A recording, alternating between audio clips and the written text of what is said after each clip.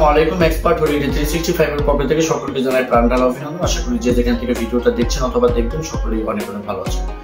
আলোচনার মূল বিষয়টা হচ্ছে যে ক্রোয়েশিয়ার ট্যুরিস্ট ভিসার রমরম অবস্থা। সাবমিট করলেই যেন হচ্ছে ভিসা, বর্তমান সময়টাতে রেশিওটাও চোখে পড়ার মতো।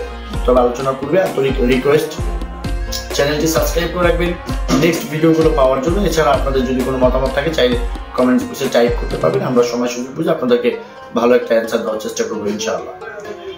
বাংলাদেশ থেকে বর্তমান সময়টাতে যারা সেনজিন মুক্ত দেশ ক্রোয়েশিয়াতে যেতে চাচ্ছেন বা ক্রোয়েশিয়ার রাজধানী জাগ্রেব যেতে চাচ্ছেন, এদের প্রত্যেকের জন্য এই ভিডিওটা খুব ইম্পর্টেন্ট যুক্ত একটা ভিডিও। দয়া করে পুরো ভিডিওটা ওয়াচ করার ট্রাই করবেন, আশা করি ভালো একটা ইনফরমেশন পাবেন।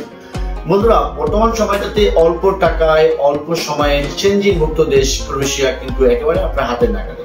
বিকজ আপনার অ্যাকাউন্টে যদি 8 থেকে 12 লক্ষ টাকা থাকে বা এর অধিক থাকে এবং আপনার কাছে যদি ন্যূনতম কিছু ডকুমেন্টস থাকে, দেন কিন্তু আপনি অ্যাপ্লাই যোগ্য বর্তমান সময়টার জন্য। আমরা জানি যে আগে এক সময় ক্রোয়েশিয়ার অ্যাপয়েন্টমেন্ট পাওয়া যেন খুব টাফ একটা ব্যাপার ছিল, কিন্তু বর্তমান সময়টাতে ঢাকাতে বসেই আপনি ক্রোয়েশিয়ার ভিসা আপনি হাতে নিতে পারবেন। আপনাকে ইন্ডিয়াতে যেতে হবে না বা অন্য কারো হেল্প নিতে হবে না।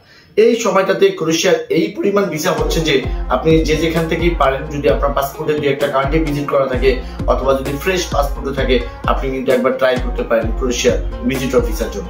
ইতিমধ্যে আসলে আমাদের এখানে কাজ করে অনেকেই ভিসা পেয়েছেন বা ফ্রেশ পাসপোর্টও ভিসা পেয়েছেন।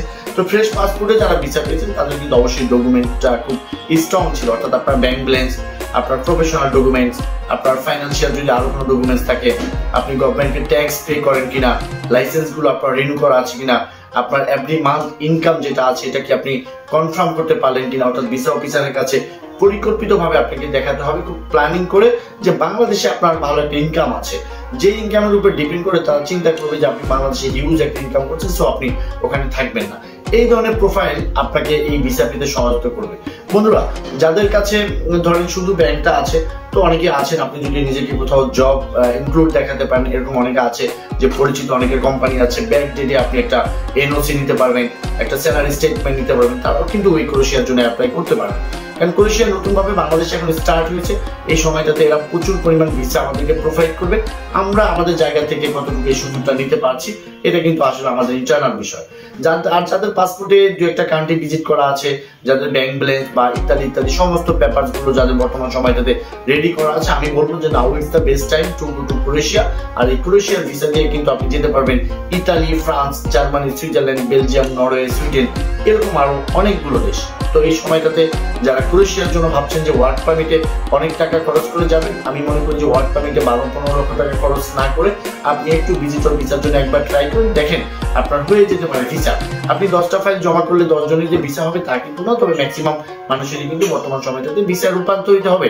কারণ আপনি যদি সুন্দর একটা কভার লেটার, একটা ট্রাভেল আইটিনারি, আপনি ওখানে কেন যাবেন, ওখান থেকে আবার বাংলাদেশে আপনি কেন ফেরত আসবেন, এই সমস্ত কিছু কিন্তু ভিজিট ভিসার জন্য যথেষ্ট পরিমাণভাবে হেল্পফুল হবে বলে আমি মনে করি, এবং এটাই কিন্তু আসলে পরীক্ষিত। তো যাই হোক বন্ধুরা, এই ক্রোয়েশিয়া রিলেটেড যদি আপনাদের কোনো কিছু জানার থাকে বা বলার থাকে, স্ক্রিনে দেওয়া নাম্বারে চাইলে কিন্তু আমার সাথে অন দ্য কলে কথা বলতে পারবেন। পাশাপাশি যদি মনে করেন ক্রোয়েশিয়ার অ্যাপয়েন্টমেন্ট ডেট দিবেন, ফাইল প্রসেস করাবেন বা ডকুমেন্ট সাপোর্ট লাগবে ইত্যাদি ইত্যাদির জন্য ডেসক্রিপশন বক্সে থাকা অ্যাড্রেস অনুযায়ী সরাসরি আমাদের সাথে মিট করবেন। আমরা আপনাদের কন্ডিশন অনুযায়ী আপনাদেরকে ভালো একটা ফাইল করে দেওয়ার চেষ্টা করবো। সকলে ভালো থাকবেন, আল্লাহ হাফেজ।